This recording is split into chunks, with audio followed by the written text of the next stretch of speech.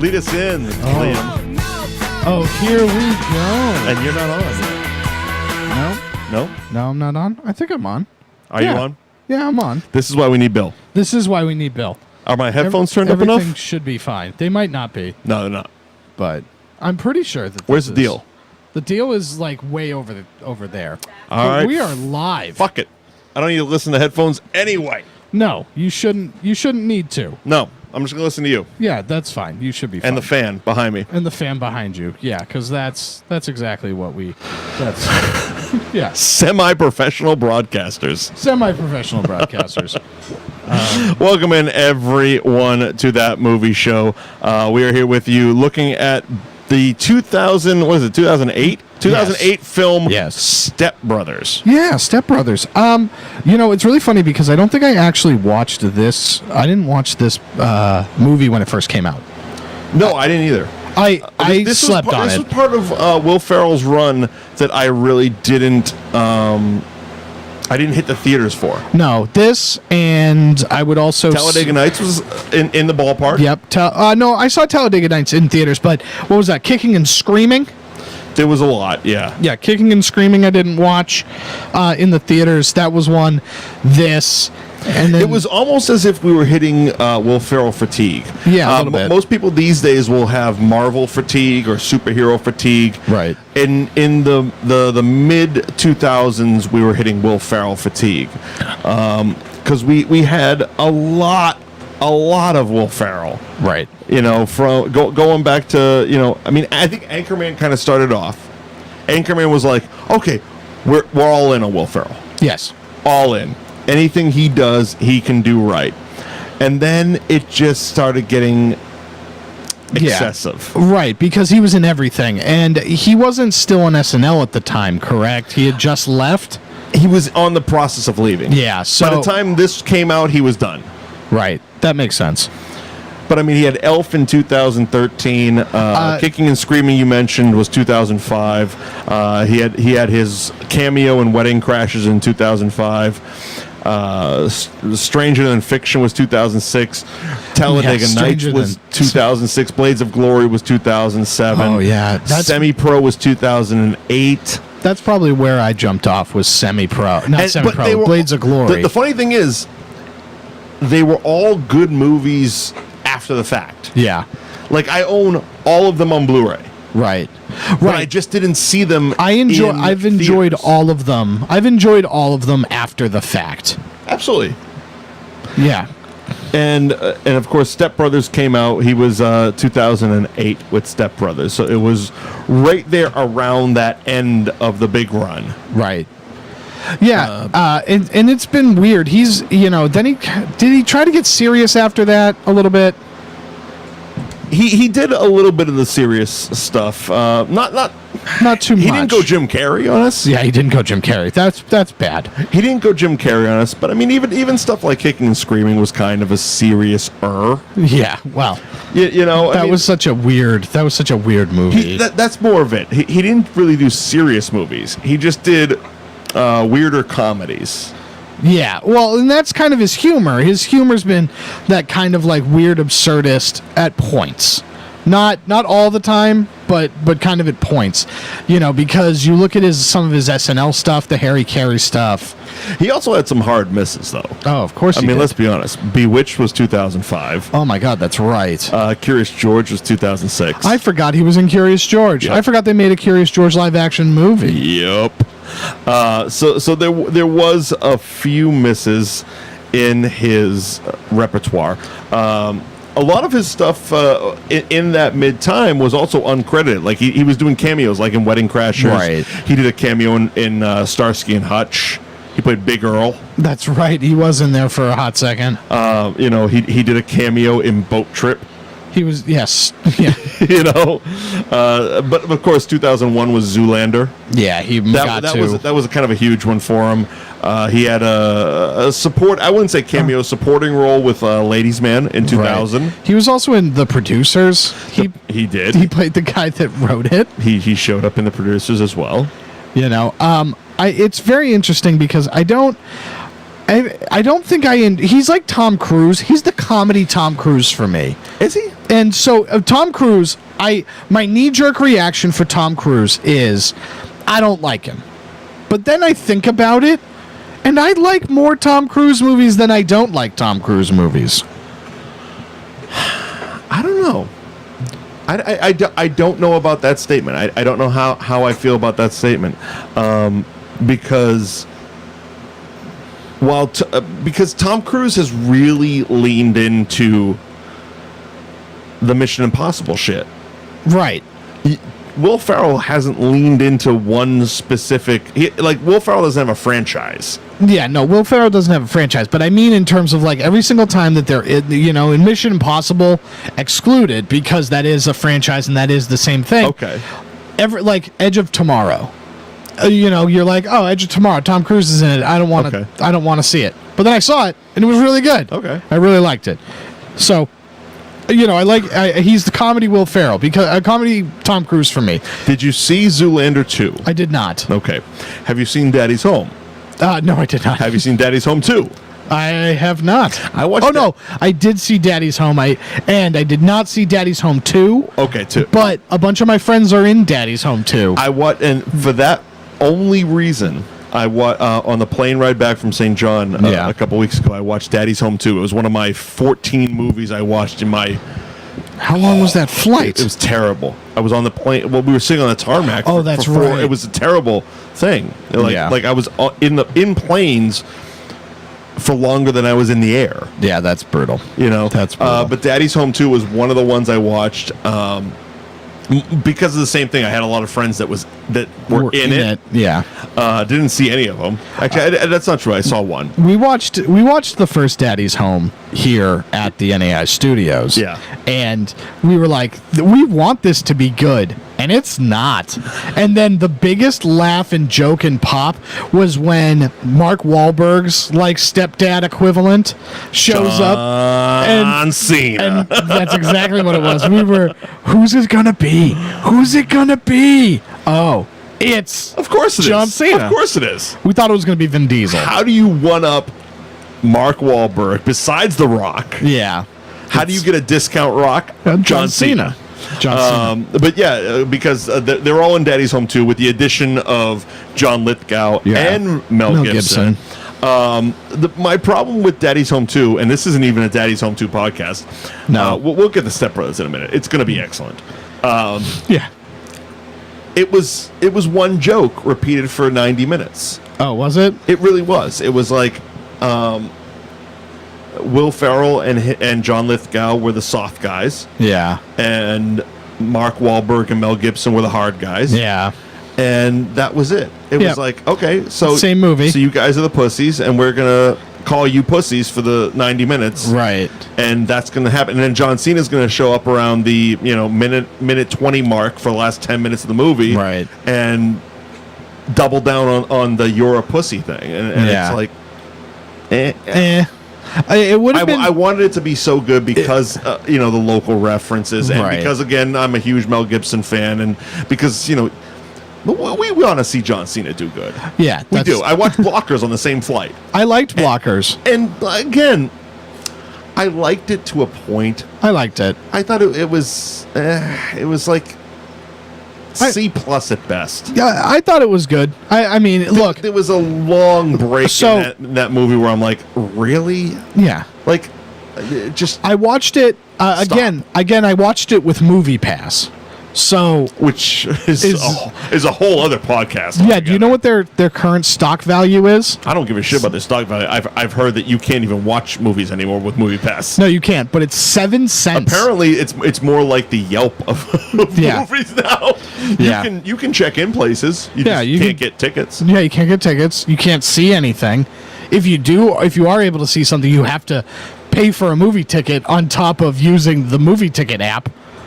So. Yeah, fly in my head. I know. I see it. Yeah. I see you swatting it. Yeah. But we're here for Step Brothers. We are here for Step Brothers. Step Brothers was released on July 25th, 2008. So we're coming up on, what is that anniversary? The 10-year. There you go. Thank you very much. Wow, math. I'm not good at. It was budgeted at $65 million, came back with $128.1 million, so it made $1 or $2. Written by Will Ferrell and Adam McKay, directed by Adam McKay, starring Will Ferrell, John C. Reilly, Richard Jenkins, Mary Steenburgen, Adam Scott, and my personal favorite in this movie, Kathryn Hahn. Yeah. Kathryn Hahn won this movie. I'm just going to throw it out there right away. Right. She was great. She was fantastic. She was great. I thought that Kathryn Hahn was just like her performances in SNL, very underrated. Very underrated. She is a great supporting actress. Yep. In comedies. Mm-hmm. She plays a great eccentric straight man in a lot of her SNL stuff. So, yeah, she definitely stole the show subtly here. And Kathryn Hahn, of course, plays Derek's wife, Adam Scott's wife, who spends the entirety of the movie trying to fuck John C. Reilly. Yes. And accomplishes many times. Yeah. Accomplishes her feat many times in hilarious fashion, including a classic call back to an 80s film, Stay Gold Pony Boy, as she hawks her leg up and pisses into a urinal. Oh, yeah. Outstanding. Oh, yeah. Outstanding. That's right. I forgot about that. Yeah, she did that. Oh, God. So I watched the unrated, the extended cut on my Blu-ray. I don't know which one you watched. The theatrical cut. The theatrical. Oh, very good. I always tend to find those. I don't know why. It was only I believe mine was only about 10 minutes or so more. Yeah. But you didn't notice it because this movie, Step Brothers, it was funny every beat. Right. It didn't miss a beat. There was there was none of those points, even in the extended cut. Yeah, which you run where you're like, oh, we could cut 20 minutes out, or we can do this, or we can do that. What I call the Sandler edit. Right. And I know you have your box set of Sandler movies that were. You want me to go get it? No, I really don't. Are you sure? No, I really don't. We can do. I'm good. Joe Dirt 2? Solid. Pixels? Solid. Grown Ups 2? Netflix has given him enough. We don't need to give him any more. Oh, you want to do the Ridiculous 6? No, I'm good. I'm solid on that. But I don't know what other ones he's done on there. Do you want to do that one? No, I'm good. Okay. I'm good on the Sandler cuts. What about the Waterboy? Can we do the Waterboy? Waterboy actually is probably the last Sandler movie we could do. Yeah, because I'm good with Waterboy and Before. Yeah. So Waterboy, Big Daddy, the Billy Madison, Happy Gilmore, what was the one with Damon Wayans? Bulletproof. Oh, I'm good with that. Yeah. I ride with Bulletproof. I'm good with all that. I don't think it's Bulletproof, but whatever the Damon Wayans one was. Blank Check? No, Blank Man. No, but that's a completely different movie. That was a different movie altogether. That was a different Wayans altogether. Tweet us at Mike Wendt, at Liam NEI.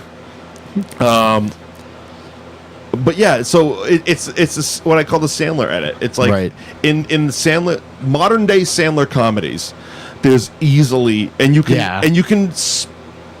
pull it out so easily, right? Like 20 to 30 minutes where you're like, we can cut that shit right out. But this one didn't have it. Every single setup had an amazing punchline. Yeah. It also shows just what the actual chemistry between John C. Reilly and Will Ferrell is. And at the time, John C. Reilly wasn't your stereotypical comedic actor. No. You know, he was in a lot more serious things. And he's going toe to toe with the top of his game, Will Ferrell. Yeah. He's going toe to toe with top of his game comedy actor. Yeah, he's doing a great job playing his, like, I don't want to say foil, but between this and winning some of them. Right. He's not only going toe to toe, but he's winning some of them. Like this movie, I believe, made John C. Reilly a comedic actor. This definitely did, because you saw it in Talladega Nights that there was something there. Before or after? I believe it was before. Let me get there. I believe it was before, because the reason this movie exists is because of the bromance between the two of them in Talladega Nights. You see the two of them as the race car buddies, and he's like, I don't even know why we're fighting, man. Like, shit, I just wanted to win one, and then okay, you're right. Okay, so I was kind of off. I was thinking more Talladega Nights. Talladega Nights made John C. Reilly a comedic star, right? and then that rode into Dewey Cox, and then this movie. Right. But I mean, Will Ferrell made John C. Reilly Yes. a comedic actor. Yes. Because before that, it was a lot of, while he might have been playing, if you could argue he was playing comic relief in stuff like Boogie Nights or something like that, but he was still in dramatic movies. I mean, he was in Magnolia, he was in Chicago, he was in Gangs of New York, he was, those type of movies where it wasn't like, if you're writing a comedy, you weren't immediately thinking, oh, John C. Reilly, of course, so why wouldn't you? Yeah. And then all of a sudden, Talladega Nights comes out. Of course, Will Ferrell produced the Dewey Cox story, Walk Hard. Yeah. And then Step Brothers came about, and it's like, okay, yeah, now we have John C. Reilly, the comedic actor, and he's given stuff like Wreck-It Ralph. Yeah. You know what I mean? I don't think Wreck-It Ralph would have happened with John C. Reilly had Will Ferrell not put him in these movies. Put him in these roles and allowed him to do it. Yeah. Oh, I love Wreck-It Ralph. I'm really excited for the sequel. We'll get there when the sequel comes out. Yeah. Yeah, we'll do that one definitely when the sequel comes out. Why is it? I love the trailer for the sequel. It looks phenomenal. Why isn't it Ralph Wrecks the Internet? That's probably a better title, but we're gonna go with Ralph Breaks the Internet. It's like an actual board meeting that made it into the script. Right. But let's dive in right away to it. So Brennan Huff is basically this like deadbeat that lives with his divorced mother. That's a strong accusation. Well, I guess immature. Brennan and Dale are the definitive man-childs. Yeah. They're the definitive... Yeah, okay. Maybe deadbeat isn't the right word. Deadbeat's a strong... Maybe man-child is better. Man-child, overly coddled. Yes, yeah. They're still in the nest. Yeah, they've been overly coddled. They're suburban white kids. Yeah. Who have been overly coddled by their parents, both products of divorce. Dale's died. Whatever the fuck. Both products of single parents. Yeah. Who are overly coddling them. Yeah. Right. And that is where we find them. Yeah. That's where we find them. Well, yeah. Deadbeat would be... They were intentionally doing this in malicious circumstances. The dude. Yeah. The dude doesn't live with his parents. Yeah, but the dude's a deadbeat. Well, the dude's just a slacker, man. Okay, I'm not going to get into semantics with you. I'm actually going to see Big Lebowski in the theater on Sunday. I'm very excited for you. Yeah, as you should be. Yeah. If you're Showcase Cinemas has Big Lebowski coming into theaters on Sunday. That's pretty fun. One day only. That's pretty fun. Are they giving White Russians? But this is going to be dropping on Monday, so. See, it was yesterday. Fucking God. So basically, their parents, they're single parents of Dale and Brennan. They're getting married, and so they're going to be living in the same house. And they don't take it all that well. Played by Richard Jenkins and Mary Steenburgen. Yeah, and so they don't take it all that well. And the attempts at like hating each other is very much what you would see in two stepbrothers of like 8-year-olds, right? That like aren't okay with this, and it's far funnier that they're in their like late 30s, mid 40s. One's 39, one's 40. Yeah, and I don't want to gloss over any of the gold that was sprinkled throughout this movie. Oh no, Dale Doback, who is played by John C. Reilly, right, has probably one of the greatest reasons for having his new stepmother not come to live with them. As he walks up, they're having cereal in the morning. Right. He's in his underpants. Yes. And a t-shirt. Yes. And says, "Dad, what if I come out of the shower, Nancy sees me, I'm looking good. I got a luscious V of hair going from my chest pubes down to my ball fro, and all of a sudden she thinks, oh my God, I've had the old bull, now I want the young calf." And she grabs me by the wiener. And Richard Jenkins, without missing a beat, "Shut the fuck up!" Yeah, right. It's so funny because the tension in this household is comedic fucking gold. Yeah, it's really so funny because Richard Jenkins doesn't like it. He wants them out from Jump Street because he's just like, I've been looking for a reason to get rid of my son for forever. He's been wanting to retire. He has his goal. Yeah. He has his boat.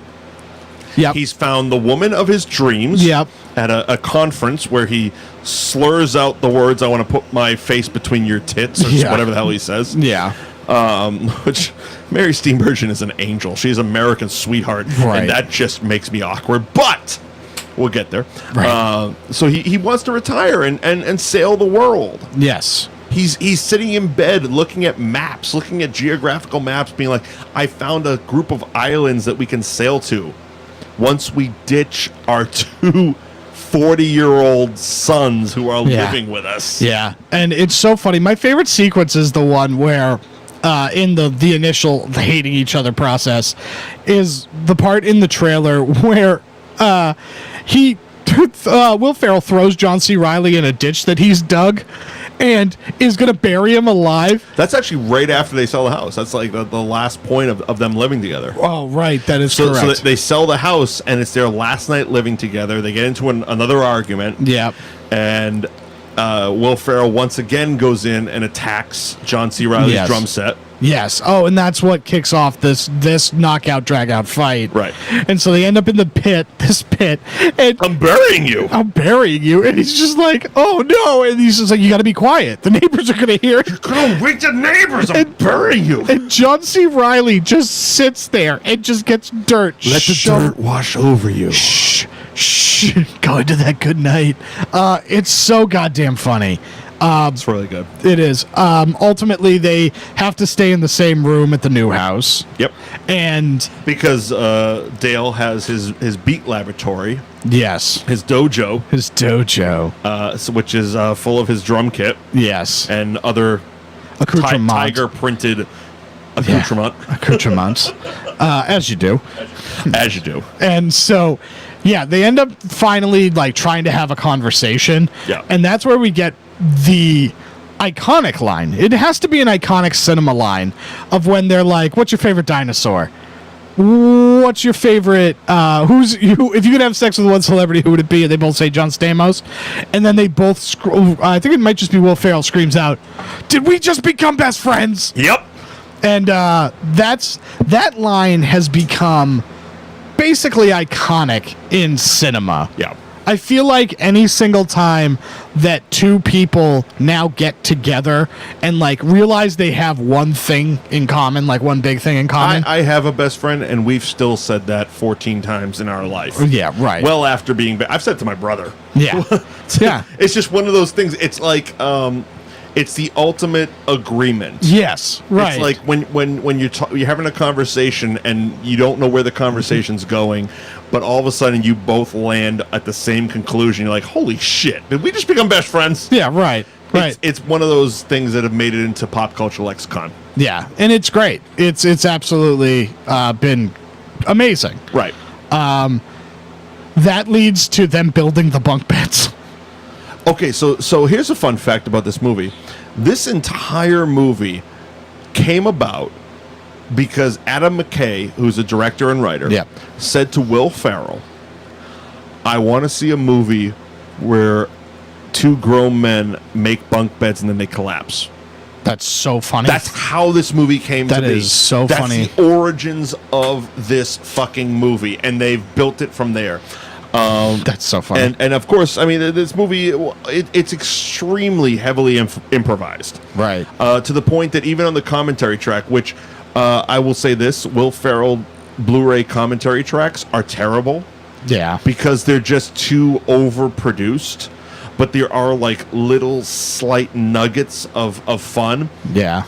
And to the point that Adam McKay said in this commentary track, the reason that all of the car scenes, which there's more than a few, are green screened are because we wanted to give the actors the ability to improvise as much as they possibly could. Right. Okay. So instead of hooking up a trailer car and driving and having a whole scene, it's like, no, we're just going to green screen the shit out of this and let them go. Yeah, and see what comes including out. the opening scene of the movie with Will Ferrell driving to the house with Mary Steenburgen. Yeah. And talking about smoking pot with what is it, Johnny Hopkins? Yeah. Because he went to John Hopkins School of Medicine. He's like, no, I smoke pot with Johnny Hopkins. Yeah, right. Fucking, I mean, stuff like that is like you can't help but laugh at that shit. Oh God, so very funny. So now that they've become best friends, Yes. they've decided. They bonded over ninja swords with Randy Jackson's signature on them. Yes. Oh yeah, and they do karate in the garage. Where did they get the pumpkins? I don't know. I mean, I understand pulling slats off of your trundle beds. Yeah. But where do you get the pumpkins to beat the shit out of? Because they punched 3 pumpkins to death. Oh yeah. Who knows? But now that they have this newfound friendship and everything's going great, they end up having to have the job interviews. Oh, are we there? Yeah, I think so. But no, we completely missed the entire first fight. Possibly one of the greatest comedic moments of this 2000 century here. Yeah. So John C. Reilly gets home, walks in, and of course Brennan had been upstairs fucking around in his drum set. Right. Now he's on the couch. Right. And He's all sweaty. He's all sweaty. And he asks, and he sees, there's a chip on his drumstick. Oh, that's right. Why are you so sweaty? I was watching Cops. Yeah. First of all, great fucking line. Yeah, I was watching Cops. Why? Why are you so... Well, then again... Well, you and I have watched Live PD after this show many times. And we were sweating. And I break out in a fucking hot sweat. Yeah. But he says, I know you're lying because there's a chip on my drumstick and Cops don't start till 4. Yeah. Fucking whatever. Okay. Yeah. So Brennan goes upstairs and that's where he teabags his drum set. And thus starts the epic brawl that ensues. It spills out into the front lawn, includes the neighbor's seeing eye dog, which is the worst seeing eye dog ever because it attacks everybody. Yeah, right. And Will Ferrell is screaming rape at the top of his lungs repeatedly, using a bicycle as a weapon. Yep. Mary Steenburgen gets attacked by the dog. She's spraying them like they're fucking riot people. Oh, yeah. With a hose. And Richard Jenkins shows up as soon as they clock each other with a baseball bat and a golf club to the head. Yes. And Mary Steenburgen, again, America's sweetheart, Yep. Mrs. Ted Danson, says, "What the fucking fuck is fucking going on?" Right.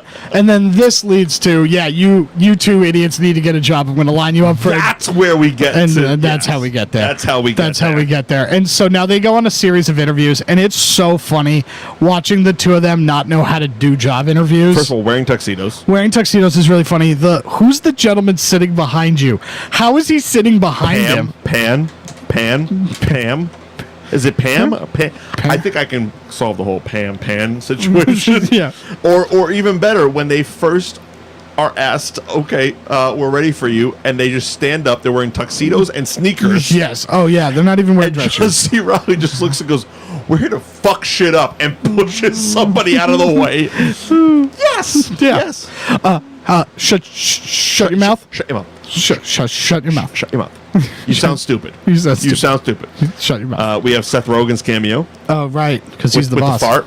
Yes. He's like, I just want to hang out with dudes who are kind of like me, and all of a sudden John C. Reilly lays out some Yeah, because they get that job, right? Stinky queef. Yeah, they get that job. They got it. They were hired. Yeah. And then he farts. Yeah. And it went into his mouth. Yeah, he's like, no. It's ketchup and onions. Yeah. Oh, gross. Oh, God. Oh, God.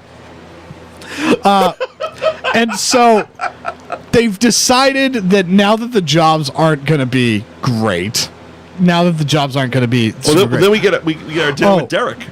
Yeah, that's right. We get the dinner with Derek. One of the greatest movie villains of all time. Really? Younger brother Derek. Yeah. Younger brother Derek, who Adam Scott has said he literally researched. He researched internet millionaires. Okay. And he took the douchiest ones and made them this character. Yeah, okay. I can see that. The stuff he says, like name dropping Mark Cuban, but not calling him Mark Cuban, calling him the Cubes. The Cubes. Yeah. I was what's the fish? It was like big game fishing with the Cubes. No, it was like was it It wasn't marlin. Swordfish? It wasn't swordfish. It was a fish that made Dale said, "Is this fish big?" I can't remember. Tweet us. Yeah. At Mike Wendt at Liam NAI. But yeah, name dropping like the Cubes, Frank Gifford. Yeah. Seal. What did Seal ever do? Yeah. I don't know what Seal ever did to get name dropped in this part. Oh God, Kiss from a Rose. He was in Batman. Batman he Forever. fucked up the Batman franchise. Batman Forever. You would see a steady decline after Seal got involved. And of course that's also where we're introduced to his wife, Kathryn Hahn. And she wants to have sex with him. She is fantastic because of course Brennan and Dale are holed up in their fort, their treehouse, looking at 1980s hustlers. Oh, that's right. As Dale says, jerking off in a time machine.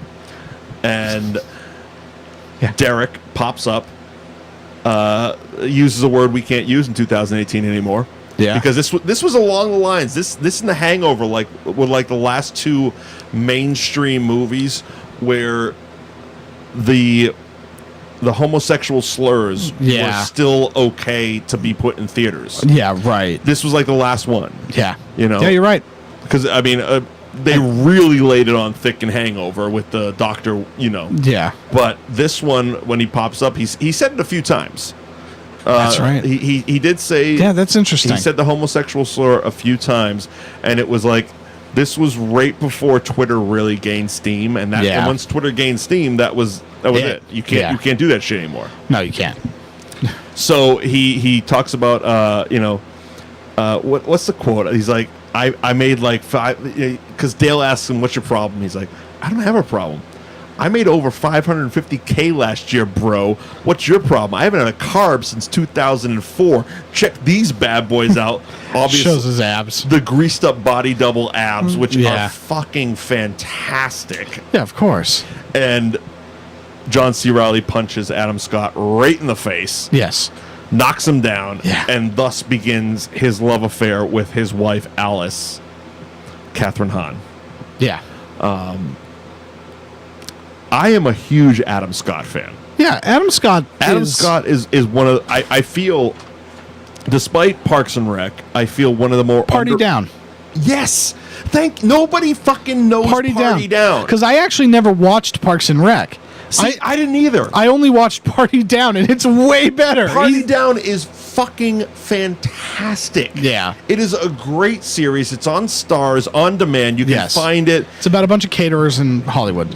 Yeah, a bunch of non-actor, failed actor, wannabe actor, and writers that are caterers in Hollywood, and it's fucking hilarious. Still to this day, one of my greatest belly laughs was fucking what's the guy's name? It was the reunion, the high school reunion. Okay. Of come on, help me out, Ken Burns. Nope. He's the. I'm gonna find it. He's the technician at the Rock and Roller Coaster. Oh yeah. Okay. Ken. I'll get there. You'll get there. I believe in you. But until we get there. So he's at his high school reunion. He's catering his high school reunion, but he's trying to play it off that he's not, because he's trying to bang one of the girls he went to high school with. One of the girls he went to high school with. Hang on a second. I got Party Down, IMDb. I believe in you. Real quick, 2 seconds here. Come on. I believe in myself as well. Ken Marino. So, and he, after, it's a post-credit scene. Yeah. Because Party Down would go to credits and then come back like 2 seconds later with one last shot. Yeah. And it was Ken Marino, because he was playing the Bluto character. Okay, that could chug a bottle of whiskey, in one sitting. And he comes barreling out of his fucking high school reunion with the girl he was trying to get sex with.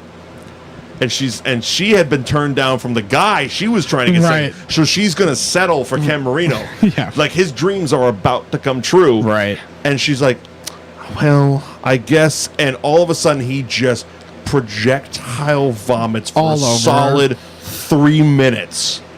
And ladies and gentlemen, 3 minutes on television time, Long time. is hilarious. It's a long time. It's a long time. Fucking belly It's laugh. the time. It's the time that it's funny.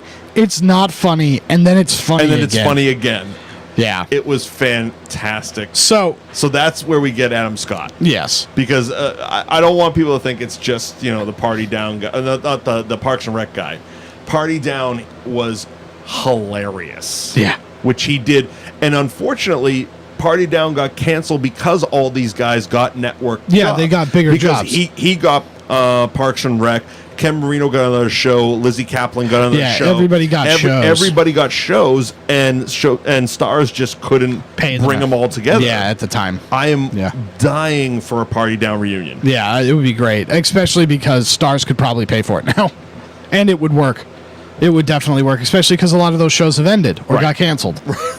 So we have Derek, the douchebag brother. Yep. Great line as he's trying to leave. Yes. And his wife is really going at. She's mounting Dale. Yes. And he's like, honey, let's go. Dane Cook, 20 minutes, pay-per-view. Oh, yeah. Dane Cook, What a pay-per-view, Dane 20 Cook minutes. reference. Look, if you're a guy in a Range Rover with that hair yelling at your wife to move her ass because you want to see a Dane Cook pay-per-view, you're a douchebag. Oh, yeah, clearly. So, because they weren't able to get any jobs, Dale and Brennan have decided that they're going to start an entertainment company.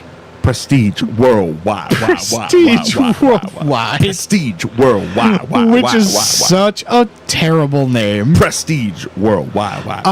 But it's really, really funny because the whole concept is that they're going to impress their dad. That's their only investor, their dad and Derek. Yeah, their dad and Derek. Which were also introduced at Derek's birthday party. Yes. To his friend Randy, which is played by Rob Riggle. Yes. One of my first encounters with Rob Riggle, I think. Okay. I don't remember. You've had multiple? No. I mean, like in movies. Oh, okay. I know he was on the Daily Show. Yeah. I just don't remember Rob Riggle being like predominant besides this. Yeah, I guess you're right. I could check his IMDb, but it would take another 2 minutes. Yeah, we're not worth it. Yeah, Rob Riggle, we all know who he is. Hilarious. Very, very funny. He's always very good. Actual real life Marine. Yeah, legit. Which is pretty cool. I will say this: if you do have the DVD or Blu-ray, definitely dive into the extended scenes. Okay. Because Rob Riggle has many. Yeah, he just goes. Including one where he dies. Really? Yep. Wow. So you know when Brennan goes to Randy and says, "I want the Catalina Wine Mixer." Okay. And he starts doing a pow, pow, pow. That whole scene. Yeah, right. Well, that scene goes on. Okay. To the point that Randy gives himself a heart attack. That's so dies funny. in his chair. Derek comes in, starts talking to Will Ferrell. Will Ferrell's like, he's fucking dead, dude. Randy comes back from life. Comes back from life? Comes back from the dead. Yeah, all right. And looks at him and goes, hey, man, when'd you get here? He's like, I just walked in. He's like, oh, cool. Did you see my grandma? Was she here? That's like, really you funny. had an out-of-body experience. You were dead. It's like, fuck you, man. Pow! That's so funny. It was awesome. It was also why the original cut of Step Brothers was over 4 hours long. Yeah. Okay, that makes sense. There was Adam McKay had an original cut of Step 4 Brothers hours. that's over 4 hours that long. wouldn't have been good. Well, but if you think about it, it's also what they do. Because with Anchorman, Oh, yeah. if you have the Anchorman DVD, you have the supplemental DVD, which is literally a second movie. Yes. They shot 2 full movies. Yeah. And then more deleted scenes. Right. For Anchorman, this was very similar. Like Right. they just shoot. Right. They shoot and they go until they're exhausted. Yeah, right. The whole the tree fort scene with the hustlers goes on for 20-something minutes. Of course it does. Now, 'Cause granted, it's not all- long-form improv at that point. Exactly. It's long-form improv. Exactly. And they're just living as these characters for 20 minutes, and we're just going to cut Now, this thing up. Here's where I like Adam McKay over the likes of, say, Adam Sandler or Judd Apatow. Yeah. He knows where and when to cut. Yes. The other two will let these comedies go on and for on. 4 fucking hours. Right. This was, theatrical cut was 98 minutes. Yes, it was. 98 minutes, and that's what it should be. It's tight. That's what it should be. But you get stuff like the later Sandler movies, the Apatow movies that are like 3 hours long. I joke about Grown Ups and Grown Ups 2 as a part of that DVD situation.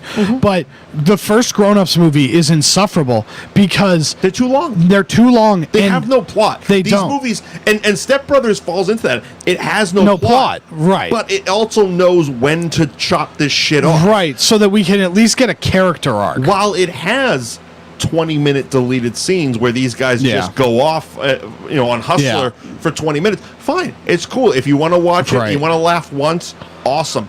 But if you want to sit down and watch the movie, you don't have to suffer through 4 fucking hours of just self-gratifying improv. Yeah. Right. Yes. Which is what Apatow and Sandler have done. Right. And because you look at, because like even this movie doesn't really have a very strong narrative. It's no story. The story ends up being it's 2 idiots living together. Right. And then they think that they separated their parents, so they're trying to get them back together. All right. And that's where the climax of the movie happens. But fucking Catalina Wine Mixer. Catalina Wine Mixer. But that's really it. That's it for the plot of this thing, right? Because we're just about to get there. They released the music video, and they crash the boat. Boats and Hoes. Yeah, they crashed the boat. I'm gonna say it. Boats and Hoes, not a bad song. Not a bad song. Fun fact about this movie as well: all of the singing that Will Ferrell does, was Will Ferrell. Oh, great! All of the drumming. John C. Reilly was John C. Reilly. Good for the them. only person in this movie that actually did lip syncing was Adam Scott in the Guns N' Roses tribute they're doing the acapella of Sweet Child of Mine. Yeah, that's right. Even the kids did their own singing. Good for them because they actually cast child singers. Yes, they casted a child acapella group. Adam Scott was the only one that lip synced in this entire thing. Yeah, and yes. So Brennan is hired by Derek. Yep. And given the opportunity to make bank, bro. Yeah, get bank ass by being an uptown girl. Get the Catalina fucking wine mixer. Yeah. Leased choppers, bro. Yeah, that's right. I lease choppers. I want to make my nut, bro. You want to fuck up my nut? Oh, God. I love how cunty Derek is. Yeah, sure. Sure. He's awful. He's terrible. And he's great at being terrible. He's wonderful at being terrible. So we get to the Catalina Wine Mixer. Yeah, and so the plan is that they're going to get the parents back together. That's a subtle. It's a subtle idea. Yeah. Well, it's between that and we're going to get Prestige Worldwide. Prestige Worldwide. Why? Prestige World. Black leather gloves. Yeah. Security. And so basically, they end up getting on stage. And they end up doing some song, and I forget the name of it because I feel like it's in it's French or Italian. It's Italian. It's in the vein of Ave Maria. Yeah, I don't know exactly what it is, but it's in the vein of that. Yeah, it's something in Italian. Yeah. It's Italian. And so that's the thing. And so again, wonderful moment where Will Ferrell is singing this operatic Italian song, and John C. Reilly is symboling himself out. Right. And all of a sudden he just leans in the microphone. Boats and hoes. Yeah. It's like, stop, knock it off. But yeah, and even that scene just kind of ends. Like they end up reconciling. Well, that's the climax, right? And they end up reconciling. Because of course, Brennan put together the Catalina Wine Mixer, which is the big event for apparently whatever Derek's leased chopper company is. Yeah. He hired Dale's catering company, right? Who Dale has a temp job with. Right. Yeah, because it's not a for real job. And he hired for the musical act Horatio Sands. Yeah. And the 80s doo-wop Billy Joel cover band, the Uptown Girls. Yeah. And that goes sideways. Hardcore. When after they refuse to play pre-80s Joel. He can't play pre-80s Joel. We're going to play late 80s doo-wop Billy Joel. Yeah. And the guy keeps yelling out, play something for the stranger. Yeah. Right. No, he can't do it. And they walk off. He flips out. He yells at the guy to fuck off and take his drunk hooker wife with him or something like that. Yeah, something insane. And all things go sideways. Derek's firing Brennan. Yeah. Rob Riggle wants to punch him in the face. Yeah. Pow, pow, pow, pow. And and that's of course, Richard Jenkins and Mary Steenburgen, they're having a good time. Yeah. They're at Catalina. Yeah. Soaking up the free booze. Having a wine mixer. Having a good time. Yeah. They're having empanadas that are not sweating. Yeah. And that's when we get the Italian sing along. Well, we get the monologue from Richard Jenkins about being your dinosaur, not forgetting your dinosaur. Oh yeah. Okay. It was completely improvised on the moment. Oh, good. And Richard Jenkins actually pleaded, begged Adam McKay to not put it in the movie. He thought it was embarrassing. Right. And right before the premiere, he went up to him and asked, he's like, that's not in there, right? And he's like, no, I totally put it in. He's like, fuck you. That's so funny. And don't forget your dinosaur. Never forget your dinosaur. And that put him up on the stage. And we got Dale and Brennan Huff and Doback. Yep. Doing not Ave Maria, but something close to it. Yeah, whatever. With boats and hose mixed in. Yep. And some of the best flashbacks ever, including all their therapists. Andrea Savage is Will Ferrell's therapist. Right. Who is one of those... the term is that guy, but she's one of that girls. Yeah, right, yeah. She was Lizzie Kaplan's character in Party Down, but got pregnant. Oh, so... And had to dip out. That's funny. But it's still one of my favorite scenes in comedy movies when Will Ferrell crashes through the door with the lumberjack beard and just yells out, I have traveled 500 miles to give you my seed. Oh, yeah. And she strips down to like a maid's uniform lingerie. Yeah. And I'm like, fuck me, that is so random and hilarious. Yeah. It is awesome. It's good. And she shows up. Yep. Yep. Not as his girlfriend. No. But because he threatened to kill himself multiple times. Yeah, right. That's right. That's right. And so... so they end up turning Prestige Worldwide into a very successful karaoke company. Yes. And that's where the movie ends. We show up, 6 months later. 6 months later on Christmas. Yep. And a year after they said they were going to split and everybody's back together. Everybody's back together. Andrea Savage is now actually dating Will Ferrell, kind of. Yeah.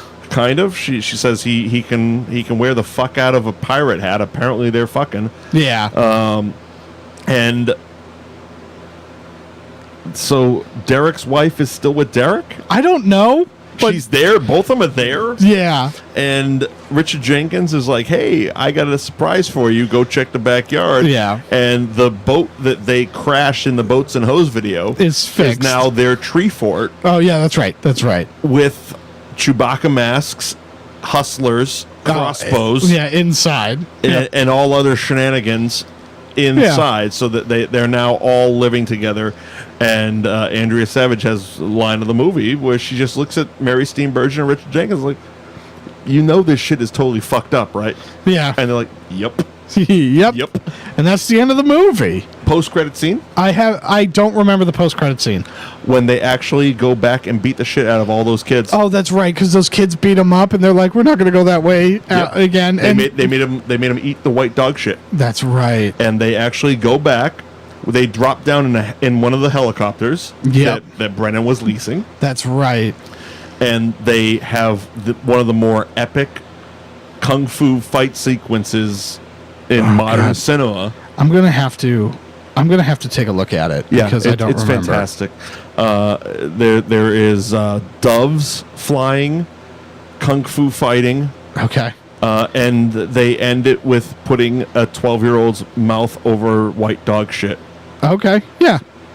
Yeah, that's good. Step Brothers, ladies and gentlemen. That, ladies and gentlemen, has been Step Brothers. That has been Step Brothers. I believe wholeheartedly that you are going to enjoy our next week's show because It's one of my guilty pleasures. Yeah. Liam, you have not seen it. I have not seen this movie. This is Hudson Hawk. Hudson Hawk. It was written by the same writer of Die Hard. Bruce Willis was on his run, and he could do no wrong. And then he did this, apparently. And then he did Hudson Hawk. And if you watched the Comedy Central roast of Bruce Willis this past weekend, I also didn't watch that. It was fodder for many a joke. I bet. Yeah, I bet. Hudson Hawk. So it's a barrel of laughs. It's basically It's a ballyhoo. It's a ballyhoo. It's to me, it's the Showgirls version of a Bruce Willis movie. Okay. It is an absolute guilty pleasure. All right. So join us next week when we dive into Hudson Hawk. Thank you for joining us for Step Brothers this week. I am Mike Wendt, Liam Stryker. Bill Neville is on assignment for a second week. And you can follow us on Twitter at Mike Wendt, at Liam NAI. Hashtag That Movie Show. New Age Pop is the network that you can find us on all your favorite podcasting apps, or if you want to just find our archives of all our video and audio archives, they can be found at newageinsiders.com. Till next week, Mike Wendt, Liam Stryker. See you later. Bye, everybody. Bye-bye.